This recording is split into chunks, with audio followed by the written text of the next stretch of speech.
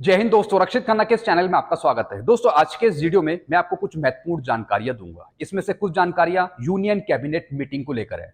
कुछ आगे आने वाले दिनों में यूनियन कैबिनेट की मीटिंग होगी और हो सकता है कि उसमें OROP3 अप्रूव हो जाए, टेबल्स अप्रूव हो जाए और वो आपको बताई जाए PIB की रिपोर्ट में। इसकी भी जानकारी मैं आपको आगे दूंगा। अगली जानकारी मैं आपको दूंगा, वित्त सचिव ने एक मैसेज दिया है, इसकी भी जानकारी मैं आपको आगे दूंगा। फिर दोस्तों, PM मोदी जी ने भी एक मैसेज दिया है पेंशन से जुड़ा हुआ, इसकी भी जानकारी मैं आपको आगे दूंगा। फिर एक और जानकारी मैं आपको दूंगा, जैसा आपको पता है मेजर जनरल सतबीर सिंह जी ने एक MA दाखिल करा है सुप्रीम कोर्ट में OROP3 को लेकर। तो पेंशनर सोच रहे हैं कि जो ये केस दाखिल करा गया OROP3 पर, हो सकता है कि फिर से OROP3 हमें लेट मिले। दोस्तों, इसकी जानकारी भी मैं आपको आगे दूंगा। अगली जानकारी मैं आपको दूंगा टेबल्स के बारे में, OROP3 की पॉलिसी के बारे में। तो दोस्तों, ये सब जानकारियां आपके लिए बहुत महत्वपूर्ण है, इसलिए इस वीडियो को आप शुरू से लेकर आखिरी तक देखिएगा और अपने ग्रुप में भी शेयर कर दीजिएगा। वीडियो में आगे बढ़ने से पहले एक छोटी सी अपील कर रहा हूं, अगर आप पहली बार मेरा चैनल देख रहे हैं या फिर ये वीडियो देख रहे हैं तो आप मेरा चैनल सब्सक्राइब भी कर सकते हैं, जिसका नाम है रक्षित खन्ना, क्योंकि ऐसी जानकारियां अक्सर आपको मिलती रहती है इस चैनल के माध्यम से। दोस्तों, कई बार मैं क्या नोटिस करता हूं कि आप मेरा वीडियो तो देखते हैं, चैनल तो देखते हैं, लेकिन आप चैनल सब्सक्राइब नहीं करते। दोस्तों, ऐसा मत कीजिए, इससे मेरा मनोबल कम होता है। दोस्तों, अगर आप मेरा चैनल देख रहे हैं या फिर वीडियो देख रहे हैं तो चैनल को आप जरूर सब्सक्राइब करें, जिसका नाम है रक्षित खन्ना। चलते हैं दोस्तों, आगे बढ़ते हैं। सबसे पहली जानकारी है, रक्षा राज्य मंत्री का जवाब था लोकसभा में, as per the decision arrear will be paid within 1 financial year. जी हाँ दोस्तों, लोकसभा में एक सवाल पूछा गया था रक्षा राज्य मंत्री जी से और यह पूछा था कि OROP3 पर क्या तैयारी चल रही है भारत सरकार की, कुछ हुआ या नहीं हुआ। तो दोस्तों, रक्षा राज्य मंत्री जी ने बताया था कि OROP3 अप्रूव करी गई है भारत सरकार के द्वारा। फिर दोस्तों, लास्ट में एक लाइन लिखी हुई थी, तो इस लाइन से पेंशनर्स कंफ्यूज हो रहे हैं। लाइन क्या लिखी हुई थी? As per the decision arrear will be paid within 1 financial year. दोस्तों, इस लाइन का मतलब है कि जो आपको एरियर मिलेगा वो एक वित्तीय वर्ष में दिया जाएगा। अब दोस्तों, पेंशनर कंफ्यूज हो रहे हैं कि वो एक वित्तीय वर्ष या फिर एक फाइनेंशियल ईयर वो कौन सा है, 24-25 वाला है या फिर वो 25-26 का है।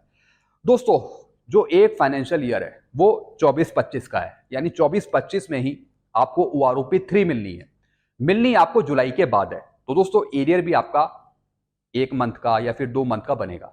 अगर आपको अगस्त में OROP3 पेंशन टेबल मिल जाती है तो फिर सिर्फ जुलाई का 1 महीने का एरियर मिलेगा। अगर आपको सितंबर में मिलता है OROP3 टेबल्स और सितंबर की पेंशन में आपको मिल जाती है OROP3 की पेंशन, फिर आपका 2 महीने का एरियर बनेगा, एक तो जुलाई का और दूसरा अगस्त का। यानी इसी साल में सारा कुछ काम होना है, OROP3 भी मिलनी है और एरियर भी मिलना है। बस देखने वाली ये बात है कि कौन से महीने में आपको OROP3 मिलनी है। वैसे इस लाइन का जो मैंने मतलब निकाला है वो यही है कि 24-25 में ही आपको एरियर मिलना है, यानी सब कुछ आपको 24-25 में ही मिलना है, चाहे वो OROP3 टेबल्स हो या फिर एरियर हो, बकाया हो। क्योंकि दोस्तों, कई सालों का पुराना एरियर नहीं है, जैसे कि OROP2 में हुआ था, 2019 से आपको मिला था एरियर, तो ऐसा नहीं होगा OROP3 में 1 महीने का, 2 महीने का, फिर 3 महीने का ही एरियर मिल पाएगा आपको। मतलब जब OROP3 आपकी आएगी तभी आपको पता लगेगा कि पीछे का कितने महीने का एरियर देना है भारत सरकार को।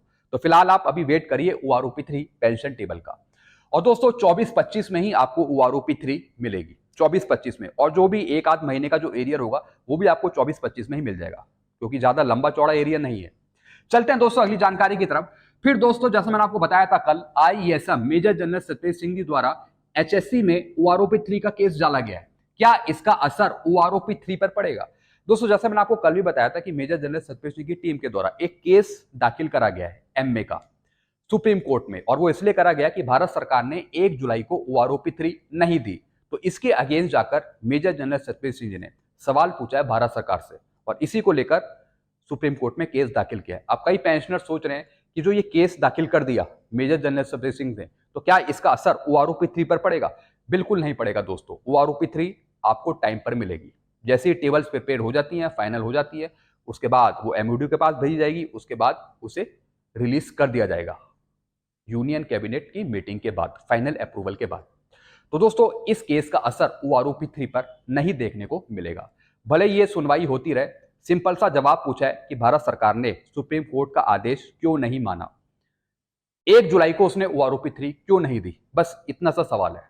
लेकिन मुझे नहीं लगता कि इसका असर OROP3 टेबल्स पर पड़ेगा या फिर OROP3 pension table late Latif होगी। जी हां दोस्तों, चलते हैं दोस्तों अगली जानकारी की तरफ। वित्त सचिव टीवी सोमनाथन ने कहा है कि पुरानी पेंशन व्यवस्था ओपीएस लागू नहीं हो पाएगी। जी हाँ दोस्तों, एक इंटरव्यू दिया था वित्त सचिव टीवी सोमनाथन जी ने। इन्होंने बताया था कि भारत सरकार ओपीएस ओल्ड पेंशन स्कीम लागू नहीं कर पाएगी, क्योंकि दोस्तों इसका असर सरकारी खजाने पर पड़ेगा। अगर ओपीएस लागू कर दी जाती है तो फिर जो सरकारी कर्मचारी है उनको लास्ट बेसिक का 50% देना पड़ेगा, और जब लास्ट बेसिक का 50% देना पड़ेगा तो फिर ग्रेजुएटी भी देनी पड़ेगी, कम्यूटेशन भी देना पड़ेगा, जीपीएफ भी देना पड़ेगा।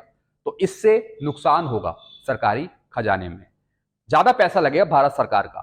तो दोस्तों इन्होंने पोजीशन यहां पे क्लियर करी है, यानी बचाव किया है सरकार का। इन्होंने ये कहा है कि जो ओल्ड पेंशन स्कीम है वो सरकार लागू नहीं कर पाएगी। जो एनपीएस है, न्यू पेंशन स्कीम है, उसी में सुधार करेगी, उसी को ऐसा बनाई जाएगी जिसमें सरकारी कर्मचारियों को कोई दिक्कत ना हो। चलते हैं अगली जानकारी की तरफ। फिर दोस्तों, कारगिल विजय दिवस पर पीएम मोदी जी ने कहा है कि विपक्ष झूठ बोल रहा है कि सरकार पैसा बचा रही है एनपीएस लागू करके या फिर पेंशन कम दे रही है। दोस्तों जैसा आपको पता है, पूर्व सैनिकों को कहीं ना कहीं नुकसान हो रहा है पेंशन पे। जितनी पेंशन होनी चाहिए थी उतनी उनकी पेंशन नहीं है। इक्वल मिलिट्री सर्विस पे भी नहीं है, मिलिट्री सर्विस पेपर भी नुकसान हो रहा है। लेकिन मोदी जी यहां पे बोल रहे हैं कि विपक्ष झूठ बोल रहा है। जैसा आपको पता है, विपक्ष अक्सर कटाक्ष करता रहता है पीएम मोदी जी पर। तो दोस्तों पीएम मोदी जी ने अपने को बचाया और उन्होंने कहा है कि जो विपक्ष है वो झूठ बोल रहा है। हम पेंशन बिल्कुल सही दे रहे हैं, 1 रैंक 1 पेंशन भी हमने ही लागू करी और 1 लाख करोड़ से ज्यादा एरियर दे दिया ओआरओपी के नाम पे। यानी ये अपना बचाव कर रहे हैं, सब कुछ कह रहे हैं कि हमने बिल्कुल ठीक किया, कुछ गलती नहीं है हमारी। दोस्तों आप इससे क्या समझते हैं, आप नीचे कमेंट करिए। चलते हैं अगली जानकारी की तरफ। ओआरओपी 3 की पॉलिसी में भारत सरकार 2 टेबल रख सकती है, जैसे टेबल नंबर 7 और टेबल नंबर 8। दोस्तों जैसा आपको पता है, जब ओआरओपी 2 की पॉलिसी आई तो उसमें 2 टेबल कर दी, टेबल नंबर 7 और टेबल नंबर 8। यानी उसको भी 2 भागों में डिवाइड कर दिया, प्री और पोस्ट। 2016 से जो पहले आए हैं एक्स ग्रुप के, उनको 6200 रुपए का कोई फायदा नहीं मिला, लेकिन जो 2016 के बाद आए हैं उनको 6200 रुपए का फायदा मिला। तो इसी को देखते हुए यहाँ पे टेबल डिवाइड कर दी, पॉलिसी चेंज कर दी। अब उसका केस कहीं ना कहीं सुप्रीम कोर्ट में भी पड़ा है। एक तरफ मेजर जनरल सिंह ने भी केस किया है इसको लेकर, दिल्ली एएफटी में लगातार केस चल रहे हैं अलग अलग कोर्टों में। लेकिन दोस्तों जो पॉलिसी है भारत सरकार की, क्या आपको लगता है कि वो चेंज करेगी? पहले भारत सरकार को एक लेटर लिखा गया था एक्स ग्रुप को लेकर, तो भारत सरकार ने कहा कि इसमें कोई गलती नहीं है, कोई विसंगति नहीं है। तो इसका मतलब है कि फिर से भारत सरकार ओआरओपी 3 में 2 टेबल रखेगी, टेबल नंबर 7 और टेबल नंबर 8। वो फिर से डिवाइड कर देगी एक्स ग्रुप को। तो दोस्तों यहां पे फिर से नुकसान होगा एक्स ग्रुप के वेटरन्स को, पेंशनर्स को। ऐसा मैं नहीं चाह रहा हूं, मैं आपको एक पॉलिसी बता रहा हूं जो भारत सरकार की पॉलिसी है, और जैसा कि भारत सरकार ने रिप्लाई दिया है। तो दोस्तों ये केस जल्दी से जल्दी सॉल्व होना चाहिए, भले वो सुप्रीम कोर्ट में हो, कहीं भी हो।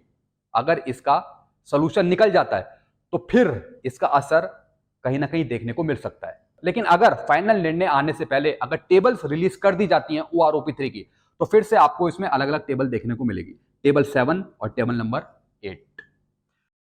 फिर है दोस्तों अगली जानकारी, यूनियन कैबिनेट मीटिंग। जी हाँ दोस्तों, अब मैं आपको बताने वाला हूं यूनियन कैबिनेट मीटिंग के बारे में। दोस्तों जब भी कोई ओआरओपी रिवाइज होती है तो उसकी एक मीटिंग भी होती है, और दोस्तों केंद्र सरकार अपनी तरफ से उसे अप्रूव कर दी है।